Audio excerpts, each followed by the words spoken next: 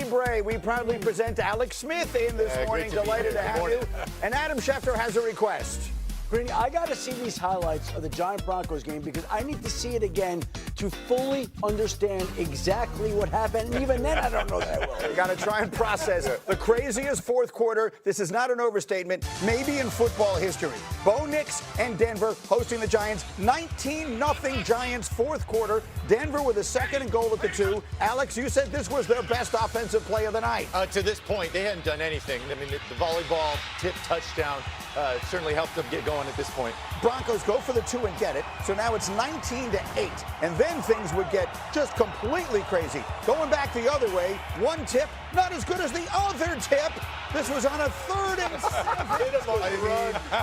Oh, my goodness. Johnson takes it in. Jackson Dart can't believe what just happened. Another crazy deflection play. Giants are leading 26-8. And that is the score with 5 minutes remaining. But here comes Bo Nix. And Alex, you were calling for this all day. About time. This guy's a phenomenal athlete. Again, they can't get the run game going. I want to see him use his legs. Obviously, finally get him going late, and it sparks him. They go for the 2 and get it. Now, 5 minutes to go, 3rd and 5. D. Wood, Jackson Darts. Oh, just a critical mistake right there. Listen, you're up 10 points to the Giants. Like, you should be salting this thing away. Rex, you don't like bigger mistake on him or on Brian Daboll for throwing the ball? Oh, we're going to talk about that. Yes, critical we are. mistake.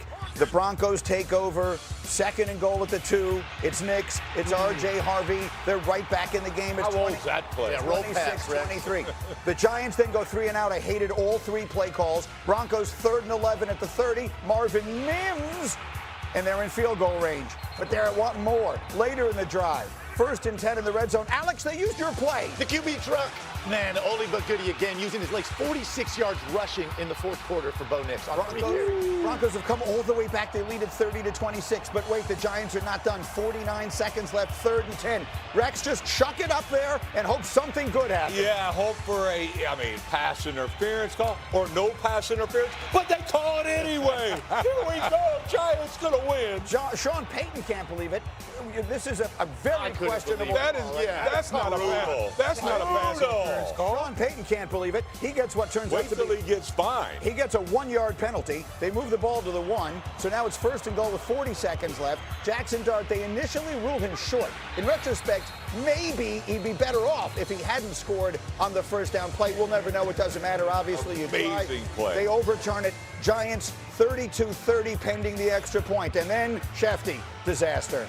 An extra point. This is the 2nd missed extra point for a team that has lost a couple of games through its kicker. Broncos get the ball back in another chance. 33 seconds left in regulation. All day long, Rex in the pocket to throw. Yeah, great move. You're allowed to rush more than 3. What the hell are you doing, Giants? We're going to show you that play again, and then it leads to this. The Giants got an offside penalty, and then they get Cortland Sutton. 6 catches, 87 yards for him. They rush up, they spike it, 39 seconds left. Will Lutz, it's up, it's good. 39 yards is what I should have said. Brian Daboll can't believe what just happened. Look at Dart. Look at Daboll. The Broncos scored 33 points in the fourth quarter and win 33-32. The 33 points in the fourth are the most by any team ever that was held scoreless through the first 3. It's also tied for the 2nd most by any team in the fourth quarter in league history. Here are Dart and Daboll after the game. It just sucks. I mean, it's like I said, I hate losing. We have good leaders on the team. We have good players. We have to find ways to finish the game. Yeah, tough loss. Put your heart and soul into it.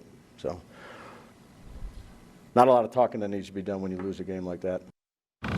Coach, I beg to differ. There is a lot of talking. A lot of talking that needs to be done after a game like that. And Rex, look, give credit to the Broncos. They came all the way back and they found a way to win, and that is great. But you cannot lose a game like that without contributing to it. There's no way in the world the Broncos win that game if the Giants don't give it to them. And if you were to sum up the different ways the Giants screwed that thing up, how would you do it? I would say all of the above, because it took every disaster move that you did to contribute to this to this game. There's no way in hell you're going to lose this game. Right. Absolutely not. And we'll point to the interception, right? Let's start with This one that. right here. Let's start with it. Okay, yeah, obviously a horrible play by a rookie.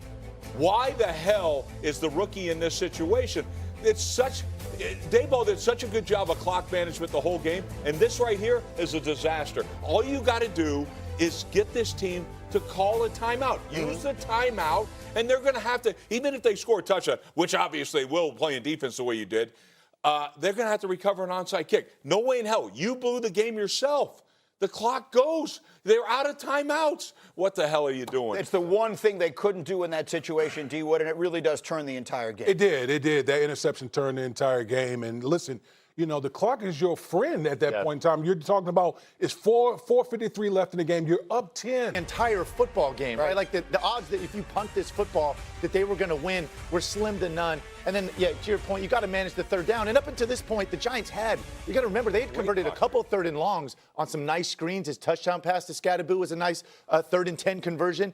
And there in 3rd and 5, he's a phenomenal young quarterback. Let him use his legs at that point. I would have loved to see the QB truck there. Yeah. Let this guy get on the edge and go make a play for the first down. So there's that play. And then after the game was over, Brian Burns of the Giants in particular, one of their many pass rushers, was extremely frustrated about the defensive strategy on that final sequence. So for those of you who didn't see it, after the Giants get that touchdown from Jackson Dart, they have good coverage on the kickoff. So Denver is pinned pretty deep in their territory, and then comes this play. And we'll show it. Alex, explain to everyone what they're seeing on this play here. Yeah, listen, it's desperation, right? But right away, look, there's 3 down linemen, which, as a quarterback, it's drop 8. You're going to have a bunch of time. Look how relaxed Bo Nix is. Look at it. 5-step drop from the gun, 2 hitches. This is the best pocket he saw all day. They threw the ball 50-plus times. He never saw a pocket that looked like this, and it was on the most important play of the game. Rex, you're one of the great defensive coaches in the history of the sport. What is that defensive philosophy, and why are they in it? Well, it's dog poop. All right, I'm going to tell you right now. Look, this is absolutely absurd. Go get the sucker. All right? He can't. You want to limit the time that he has to throw the ball. Alex, you're right. Look at that clean pocket. What did Sean Payton do? So he's got his 5 linemen, and he has 2 chips. Why? We got to protect the quarterback to get the ball down the field. You got to be thinking the exact opposite. Of course, the difference is I'm a damn winner. I'm going to go kick your ass. I'm not going to just let you go and take it from me. They made him take it from me. And Burns, did you see him after the game? Yeah, super frustrated. Yeah. Absolutely, and he's right. He should have said, no, man, forget it. We never heard you. We're going to come after this guy. Rex, the scared money doesn't make any money. Absolutely. And so when you have that type of front, why in the hell would you go to a prevent defense with 3 guys rushing the quarterback? I don't care how good your defense is. If you're giving a quarterback 3, 4 seconds to throw the ball, he's going to find somebody in your defense. Woody, to your point, the biggest strength of the entire Giants football team are their pass rushers. Right. Let's be very clear. They got 4 guys that can get after the quarterback. Let them do what they do best. Instead, you're dropping them into coverage, right? Your back end unit isn't your featured strength. This is common sense. Right. I think at this point, again, let these guys eat, right? You earn the right to rush the passer. We talk about all the time. This is the opportunity right here. That's why you pay those guys. That's why, all the capital you put in that front. Now it's time to go. Close the game out. We saw Micah Parsons. We're going to show him later. Yes. He closed it out. The disappointing part is the Giants played up until the 4th quarter a great game. Great game. The Giants have a lot of talent. The Giants should be in the thick of the playoff race with the roster they've built, with the swag the quarterback has brought to the team, and instead they have another heartbreaking, crushing, deflating loss. This is a historic loss. Right. This is a loss the likes of which when Herm Edwards returned a fumble after the Giants fumble with Joe Pisarcik. This is that kind of loss that you will always remember. If you think back to the 1970 merger, there have been 2 times in almost 3,700 games that a team has overcome a 19-point 4th quarter deficit. One was Peyton Manning on Monday Night Football against the Tampa Bay Buccaneers. You don't forget it. And now we have another one that you will never forget. And the Giants are robbed. And we're talking about the ways they blew the game. We should be celebrating this team with the swag and talent they have. They should be talking about this. So we are surrounded by fans of the New York Giants where we work here, and they are devastated, right? They're in mourning, and we totally understand why. those of us who are not as emotionally invested in it, I emerged from that game feeling better about the Giants than I have at any point, and as long as I can remember. They've got guys, they kept fighting. That kid Jackson Dart, look, he makes the critical mistake. Rookies make mistakes. To your point, maybe they shouldn't have put him in a position to make it, but he brings them back anyway. I mean, the Giants have good players. You're right. They should be better than their record is right now. Greeny, I couldn't agree more. I mean, listen, as someone that's not invested in the Giants organization, I know Giants fans are hurting all over the country today, this morning. I still feel the werewolf up front, right? Dexter Lawrence, like they got a bunch of guys that can get after you. They can run the football, right? Jackson Dart can make plays situationally, even as a rookie with his athleticism. Like, this is a formula that works and should be